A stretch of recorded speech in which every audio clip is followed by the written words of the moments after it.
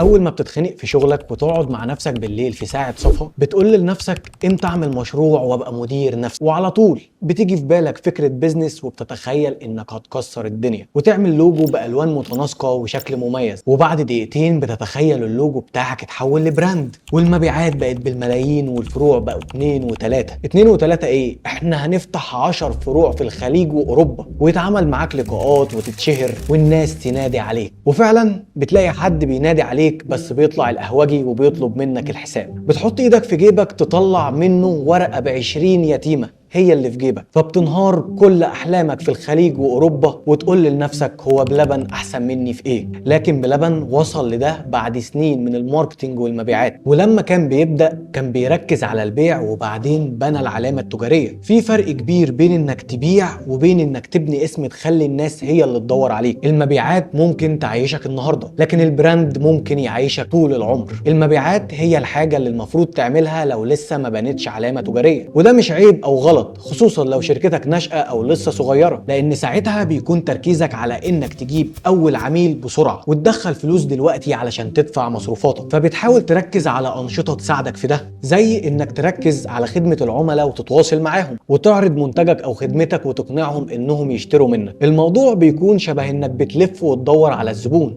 تتصل، تبعت، تزور، تقنع علشان تقفل الصفقه، بس برضه محتاج بيانات لناس اصلا علشان تعرف تكلمهم. فبتعمل سيجمنتيشن للعملاء وبتحدد الفئه المستهدفه، تجمع الايميلات بتاعتهم وارقام الموبايل سواء عن طريق السيرش او انك تعمل اعلان تجيب بيه ليد وتتواصل معاهم. لكن البراند او العلامه التجاريه هو اللي بيخلي العميل يجي لك من نفسه. البراند القوي بيخلي اسمك محفور في دماغ الناس، اول ما بيحتاجوا حاجه في مجالك انت اول واحد بتخطر على بالهم. زي نايكي مثلا، هما مش بيكلموك شخصيا يقولوا لك اشتري مننا، احنا مش عاملين عرض خد واحده عليها واحده هديه، انت اللي بتروح تدور على منتجاتهم. وده ليه؟ لان في دماغك صورة ذهنية قوية عنهم، قيمة وموضة وجودة. طب اعرف منين اني بقيت براند واوصل لده ازاي؟ وهنا تيجي نقطة مهمة. العلامة التجارية ما بتتقاس بأرقام مباشرة، يعني مش هتعرف تقيس الحب ولا الإيمان بتاع العملاء لعلامتك التجارية، بس هي بتخلق ولاء على المدى الطويل، وده بيفرق جدا في استمرارية شركتك. لو انت معتمد بس على جوجل او الإعلانات الممولة فدي مشكلة. ليه؟ لأن في دلوقتي أدوات ذكاء اصطناعي زي شات جي بي تي بتغير طريقة بحث الناس، وده بيقلل ظهورك قدام العميل.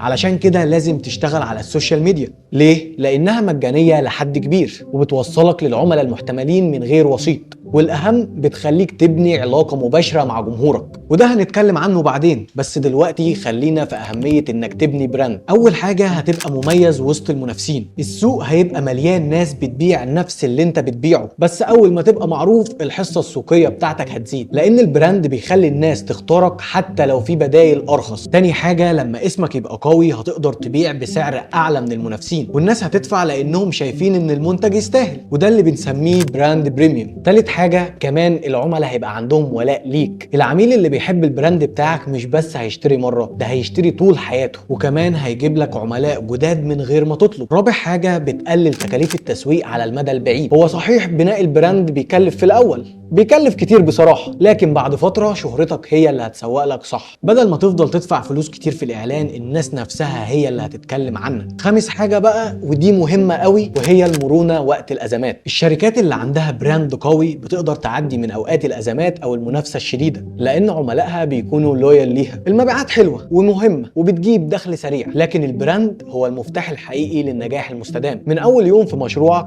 لازم يبقى هدفك إنك تبني اسم الناس تفتكره أول ما تحتاج المنتج او الخدمه اللي انت بتقدمها. ولو شركتك كبرت واستقرت يبقى لازم تحافظ وتقوي البراند عشان تفضل في الصداره حتى لو السوق بيهتز. ساعتها هيكون عندك قاعده عملاء وتدفقات نقديه وفرصه تستثمر في تسويق طويل المدى زي نايكي بالظبط. احنا النهارده اتكلمنا عن الفرق بين المبيعات والبراند، وليه البراند مهم جدا لاي بزنس. لكن السؤال المهم ازاي تبني براند قوي من الصفر؟ ايه الاستراتيجيز اللي فعلا بتنجح، وايه الاخطاء اللي ممكن تضيع مجهودك؟ فلو عايز تعرف اجابات كل ده اعمل لايك وشير وسبسكرايب، علشان ده اللي هنتكلم عنه بالتفصيل في الحلقة اللي جاية. سلام.